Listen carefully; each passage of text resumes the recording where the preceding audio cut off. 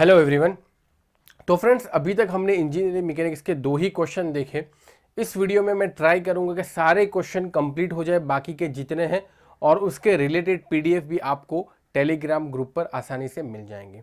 तो फ्रेंड्स, बात करते हैं अगले क्वेश्चन की। अगला क्वेश्चन गेट 2020-21 फॉरनून सेशन के अंदर पूछा गया था। बहुत ही बढ़िया था क्वेश्चन। ये मेरा पर्सनली फेवरेट क्वेश्चन है, क्योंकि यही टाइप के कंसेप्चुअल क्वेश्चन एक्सपेक्ट किए जाते हैं गेट के क्वेश्चन गेट के अंदर। ठीक है, तो क्वेश्चन जैसा कि आपको यहां पर दिख ही रहा होगा, a wedge M and a block N are subjected to force P and Q, जैसा कि आपको फिगर के अंदर दिख ही रहा है। If force P is sufficiently large then the block N can be raised. The weights of the wedge and block are negligible compared to the forces P and Q. The coefficient of friction mu along the inclined surface, सिर्फ और सिर्फ inclined surface के along ही आपको बोला गया है, कितना है 0.2. All the other surface are frictionless. बाकी की जितनी भी surface है वो सारी की सारी क्या है, frictionless है, सारी surface frictionless है। The ways angle is 30 degree, जैसा कि आपको दिख रहा होगा बढ़िया से फिगर में। करना क्या है, करना ही है आपको the limiting force P in terms of Q required for impending motion of block N to just move it in the upward direction is given as P is equal to alpha Q। The value of the coefficient alpha round off to 1 decimal place. ये तो question बराबर। इसमें जो सबसे important line क्या है पता है, the limiting force P in terms of Q required for impending motion of block N to just move। ठीक है, मतलब ऐसा आपको लिमिटिंग फोर्स बताना है P को। ठीक है, ये यहां पर मैंने ड्रॉ भी किया है। ये जो P है, ये इसका लिमिटिंग वैल्यू क्या होगी, ताकि ये जस्ट ब्लॉक जो N है वो मूव हो सके अपवर्ड डायरेक्शन में। अपवर्ड डायरेक्शन में ये P आपको अल्फा Q के फॉर्म में बताना है, और ये अल्फा की जो वैल्यू आएगी वो आपको यहां पर निकालनी है। ऑप्शन गिवन थे, 2 मार्क्स का क्वेश्चन था। क्वेश्चन आपने समझ लिया। क्वेश्चन के डायग्राम को अगर आपने अच्छे से समझ लिया, अभी भी मैं इधर रख ही रहा हूं, क्वेश्चन के डायग्राम को अच्छे से अगर आपने समझ लिया सारे फोर्सेस को, अब हम एनालिसिस करने जा रहे हैं सारे फोर्सेस का। यहां पर मैंने ऑलरेडी लिख ही दिया है। क्या लिख दिया है, Q जो है वो डाउनवर्ड डायरेक्शन में लग रहा है। सबको दिख रहा है Q जो है वो डाउनवर्ड डायरेक्शन में लग रहा है। ये क्वेश्चन के अंदर भी गिवन था। ठीक है, मैं जो फोर्स बता रहा हूं उसी पर फोकस करो। P जो है वो हॉरिजॉन्टल डायरेक्शन में इस तरफ लग रहा है। ठीक है, अब यहां पर हमारे पास एक सरफेस यहां पर है, एक सरफेस यहां पर है, और है कि हमारे पास इंक्लाइन सरफेस। सारी की सारी सरफेस जो है वो निग्लिजिबल है, यानी कि फ्रिक्शनलेस है। तो वहां पर फ्रिक्शन की कोई गुंजाइश नहीं है, यानी म्यू की वैल्यू 0। तो यहां पर फ्रिक्शन वाले कंपोनेंट जो है वो सारे 0 हो जाएंगे, अनलेस यहां पर जो इंक्लाइन सरफेस है वहां पर म्यू की वैल्यू दी है। तो इंक्लाइन सरफेस जो है वो फ्रिक्शनलेस नहीं है, वहां पर फ्रिक्शन के कोएफिशिएंट भी लगेंगे और उसके रिलेटेड जो फोर्सेस होंगे वो भी लगेंगे। अब कुछ नहीं करना, सबसे पहले नॉर्मल फोर्सेस आप बना दो। नॉर्मल फोर्सेस तो आएंगे भाई, फ्रिक्शन फोर्सेस नहीं आएंगे, नॉर्मल फोर्सेस तो आएंगे। तो यहां पर सरफेस है, नॉर्मल फोर्सेस यहां पर आ गया, यहां पर आ जाएगा N3 नॉर्मल फोर्सेस। यहां पर हमने एक N2 नॉर्मल फोर्स लिया, N2 नॉर्मल फोर्स लिया, बट इसका जो डायरेक्शन 30 डिग्री है वो हम बाद में आएंगे। जब N2 यहां पर ऊपर के डायरेक्शन में लिया तो ये ब्लॉक M के लिए क्या हो जाएंगे, ब्लॉक M के लिए डाउनवर्ड डायरेक्शन में हो जाएंगे। यही हमारा N2 जो है वो डाउनवर्ड डायरेक्शन। सिमिलरली यहां पर बात इन्होंने की कि भाई फ्रिक्शनलेस बाकी की सरफेस है लेकिन इंक्लाइन सरफेस नहीं है, तो इंक्लाइन सरफेस पर म्यू N2 जितना आपका फ्रिक्शन कंपोनेंट आएगा, म्यू N2 कितना आएगा, और वो इस डायरेक्शन में है इंक्लाइन सरफेस पर ब्लॉक M के अलोंग। तो ब्लॉक N के अलोंग इंक्लाइन सरफेस के अकॉर्डिंग कितना आएगा, म्यू N2 इस डायरेक्शन में आ जाएगा।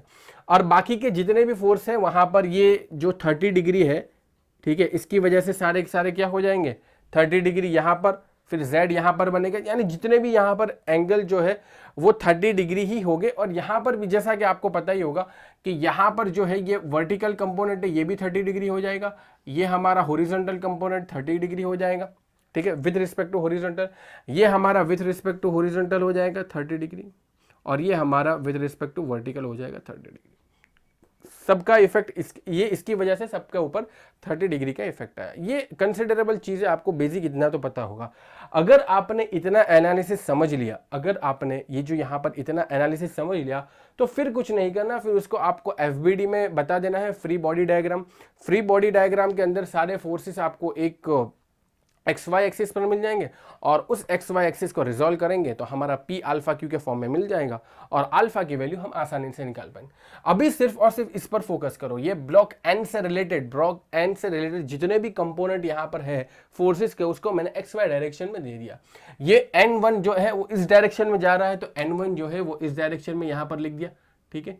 उसके बाद Q जो है वो डाउनवर्ड डायरेक्शन में, तो FBD में डाउनवर्ड डायरेक्शन में आ जाएगा वो।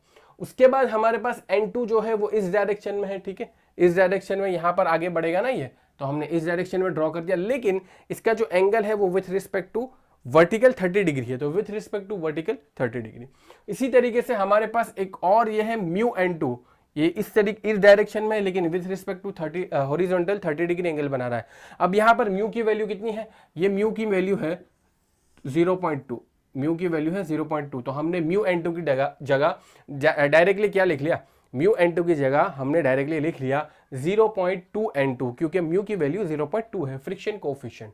इसको अगर हमने समझ लिया कि सारे फोर्सेस आ गए, तो अब कुछ नहीं करना, summation of F Y is equal to 0। क्या बोल रहा हूं मैं, summation of F Y is equal to 0।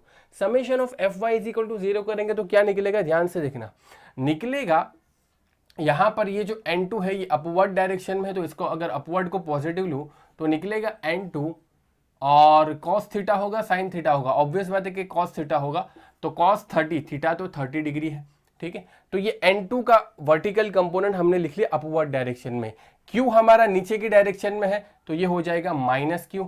इसी तरीके से ये 0.2 N2 है, ये भी नीचे की डायरेक्शन में होगा लेकिन 30 डिग्री का एंगल है, तो ये होगा sin 30 डिग्री, यानी कि -0.2 N2 sin 30 degree is equal to 0, ठीक है। यहां तक आपको समझ में आ गया, चलो यहां तक समझ में आ गया।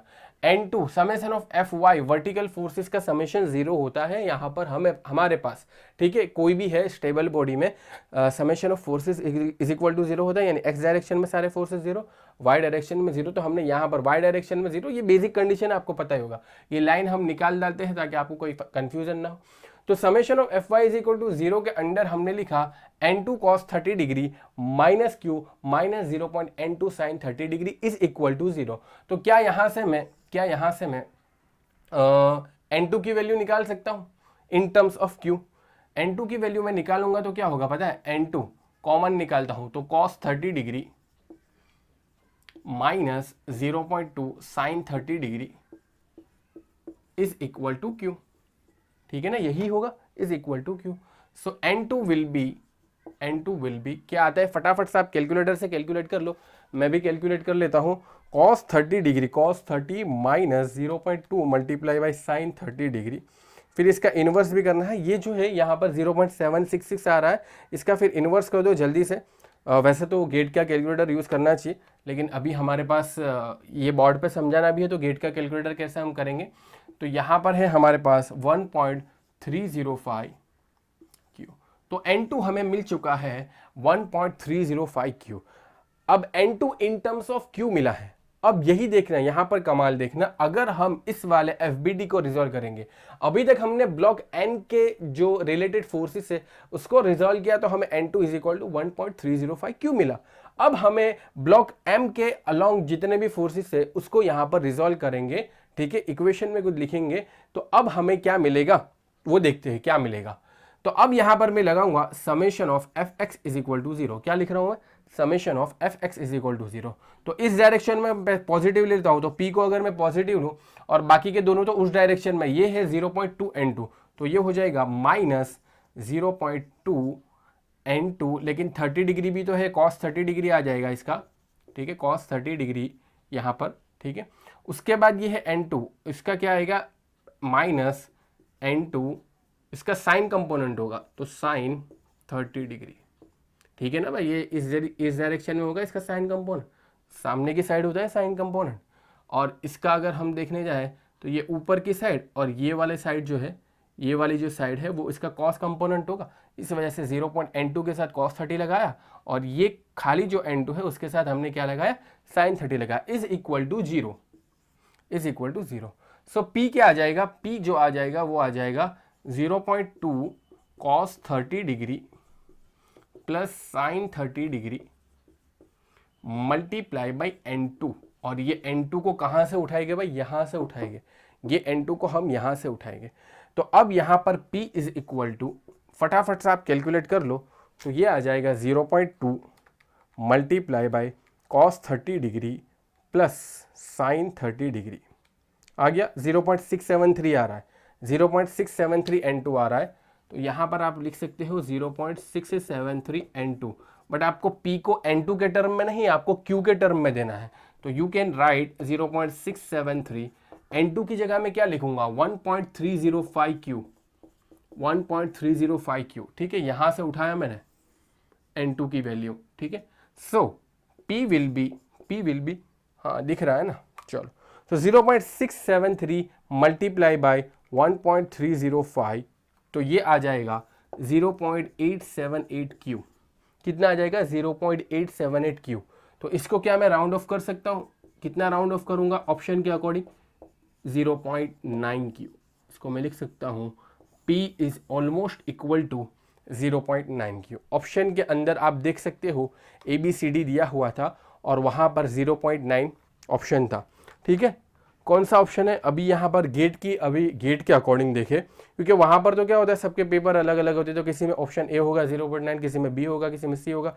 अभी गेट के आंसर की अकॉर्डिंग और गेट का जो ऑफिशियल पेपर है उसके according option D is correct answer, क्योंकि ऑप्शन डी के अंदर दिया हुआ है 0.9।